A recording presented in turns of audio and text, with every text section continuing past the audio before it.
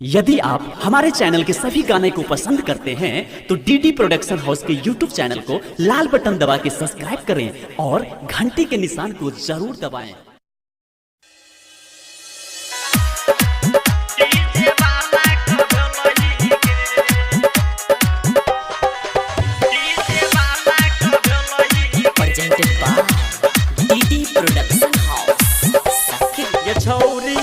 हमरा तू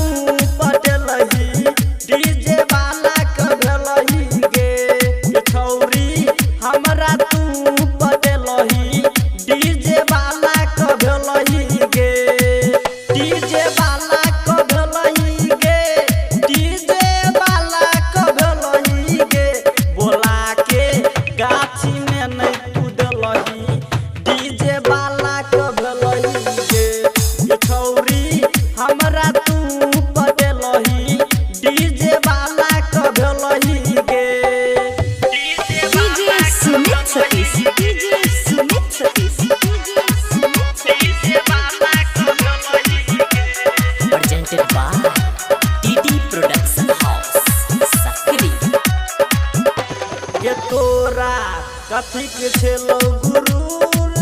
दिल कैना चकना चूर के छौरी कैना चकना चूर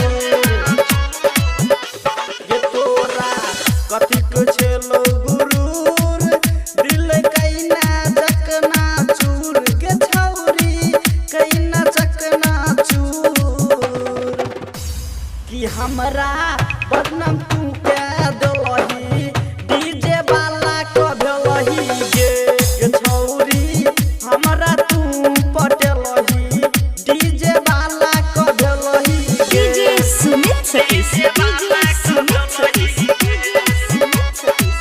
डीजे वाला कभलही presented by DD production house Sakri. तो गायक कृष्णा नहीं तोरा छोड़ दो भंडा फोड़ के गे तोरा रहतो के छौरी भंडा फोड़ के रहतो कि अंगद तोरा नहीं गए छोड़ दो भंडा फोड़ के गे तोरा रहतो के छौरी भंडा फोड़ के रहतो तो अक्षय परवीन के लल चलही डीजे वाला कभलही गे ये छौरी हमरा तू पटलही डीजे वाला कभलही गे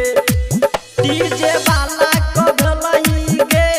डीजे वाला कभलही गे बोला के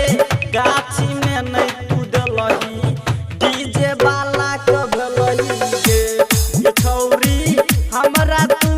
पटलही डीजे वाला कभलही गे।